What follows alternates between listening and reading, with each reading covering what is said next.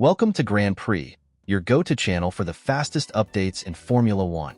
We've got 3 hot stories for you, so make sure to subscribe and hit the notification bell to stay ahead of the pack. Let's get started. Felipe Drugovich, the 2022 Formula 2 champion and current reserve and test driver for Aston Martin in Formula One, has officially found a new challenge in his career.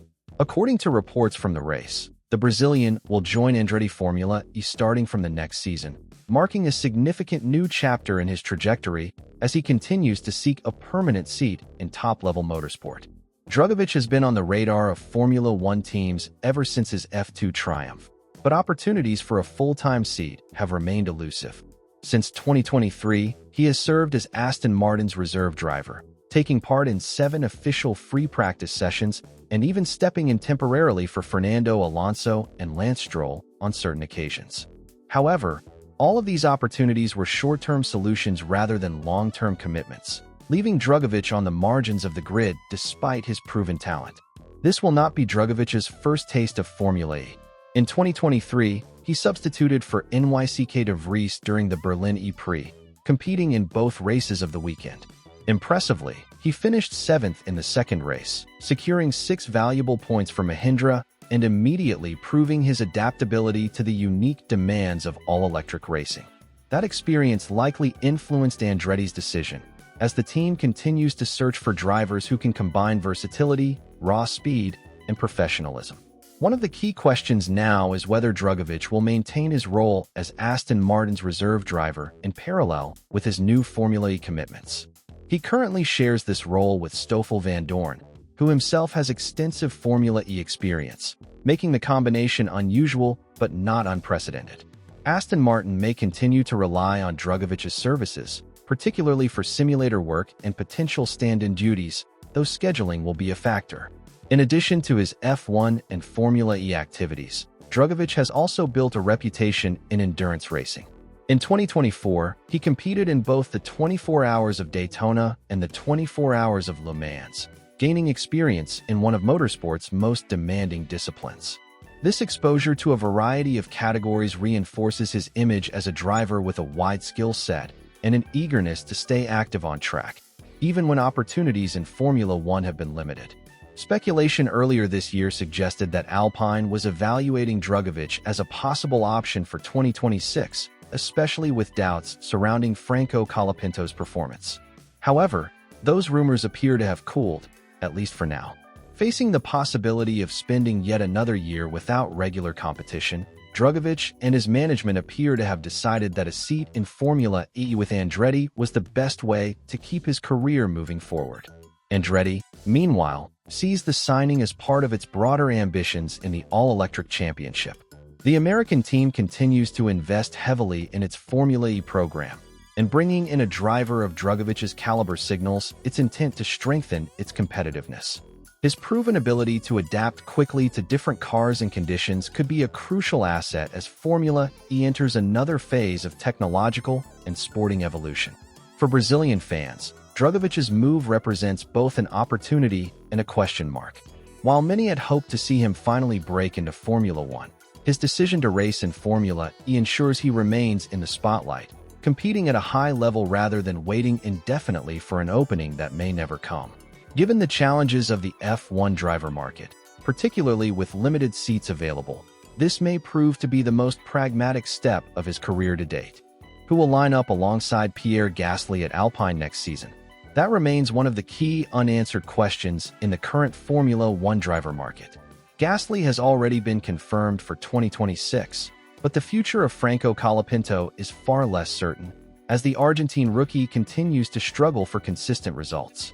Over the past few weeks, speculation has intensified that Alpine may not keep Colapinto if he fails to improve in the final stretch of the season. The team is currently last in the Constructors' Championship, and while much of the blame falls on the competitiveness of the car, Colapinto's performances have left doubts inside the paddock. This week, Alpine executive Flavio Briatore addressed the situation directly in an interview. He admitted that Colapinto has not performed as well as we had hoped, but emphasized that stability is also a priority for the team. According to Briatore, the most likely scenario is to maintain both drivers for 2026, provided Colapinto shows signs of progress. Briatore insisted that Alpine's real challenge lies with its machinery, not its drivers. He pointed out that the team's Renault power unit remains the weakest on the grid, leaving Alpine at a significant disadvantage against its rivals. However, the situation is expected to change dramatically in 2026 when Alpine transitions to Mercedes engines. Briatore described this as a turning point, predicting that it will eliminate one of the team's biggest weaknesses and allow it to fight consistently inside the top six.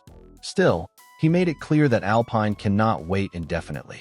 The decision regarding Colapinto's contract will be made by October, giving the team enough time to plan for 2026.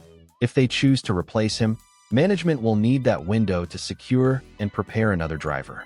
"I did not come back to Formula One just to be a passenger," Briatore stated firmly, underlining that his goal is to see Alpine back on the podium as early as next year.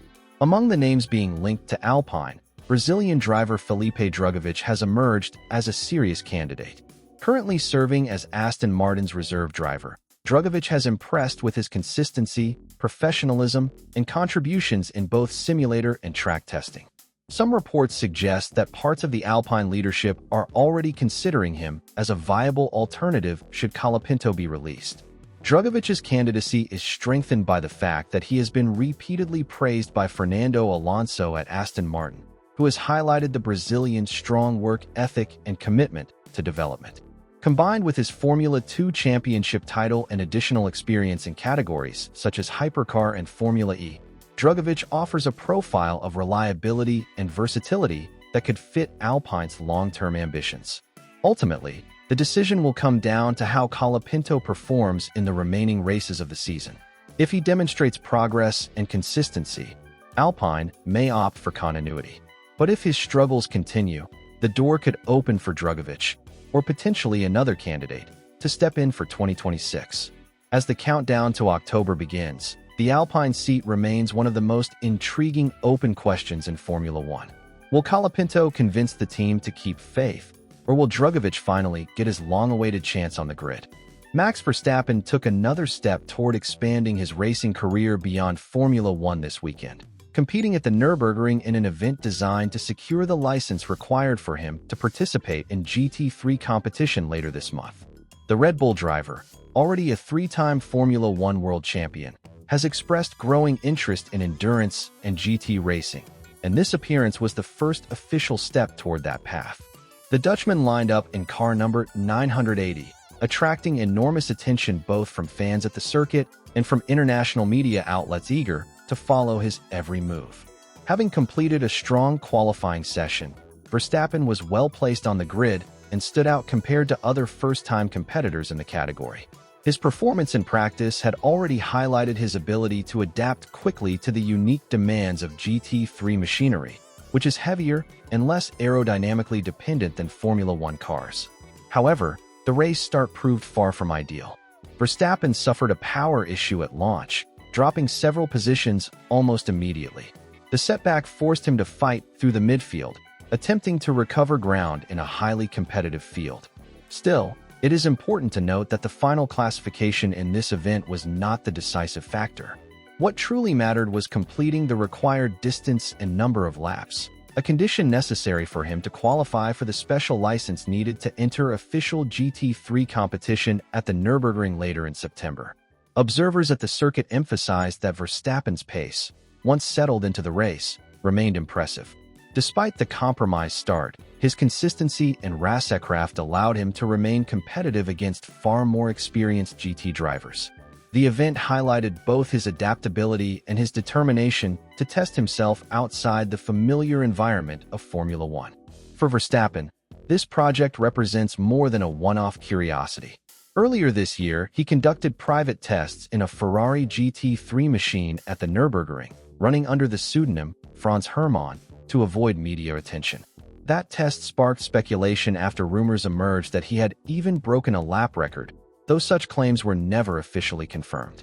Now, competing under his real name, Verstappen is making his intentions clear. GT and endurance racing could be an important part of his future. The timing is notable.